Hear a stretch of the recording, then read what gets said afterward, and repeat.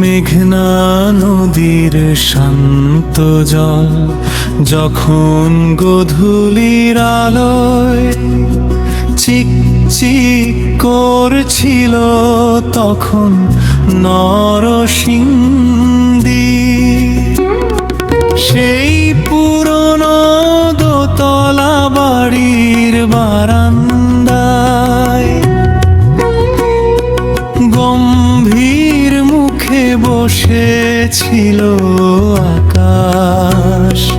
হাতে তার একটা পুরনো ডায়েরি, যা কিছুক্ষণ আগে সে মেঘে তীরের এক ভাঙা হাটে খুঁজে পেয়েছে ঠিক সেই সময়।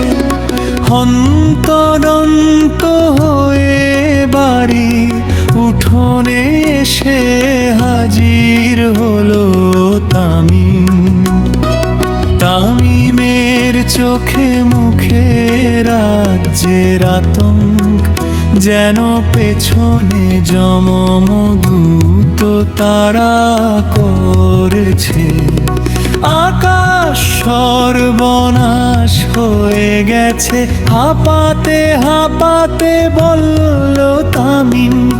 আকাশ শান্ত গলায় প্রশ্ন করলো, কি হয়েছে তামিম? নরসিংদীতে কি নতুন কোন তুফান এলো নাকি? তামিম পকেট থেকে একটা ছোট কাচের শিশি বের করে। শিশিটা থেকে অদ্ভুত এক নীলাভা বের হচ্ছে। এটা সেই জিনিস আকাশ, যেটার জন্য শহর থেকে লোক এসেছে। ওরা ভাবছে এটা মধু, কিন্তু তুই তো জানিস এটার এক ফোঁটা মানেই শেষ।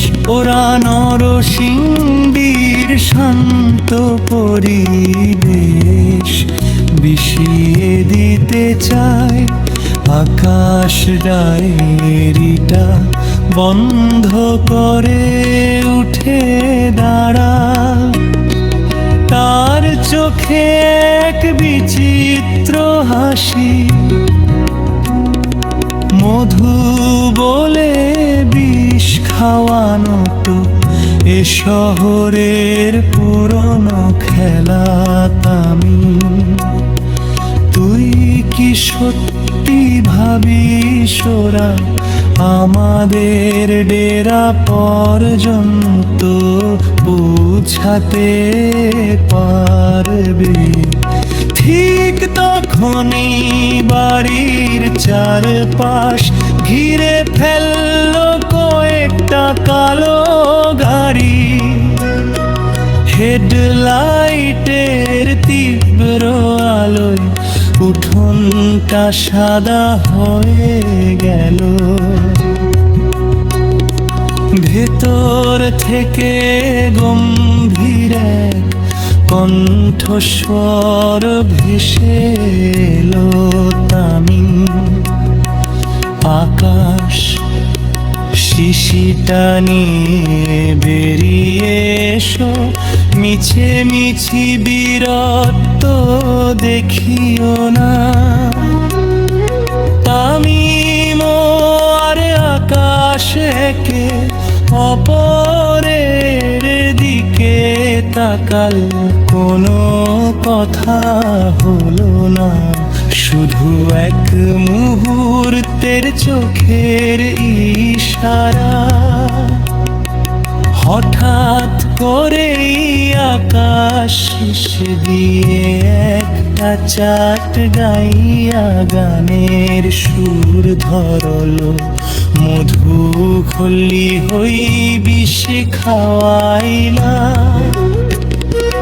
গানের সুরটা শেষ হওয়া আগেই বাড়ির পেছনের গোপন সুরঙ্গ দিয়ে অদৃশ্য হয়ে গেল দুজনে।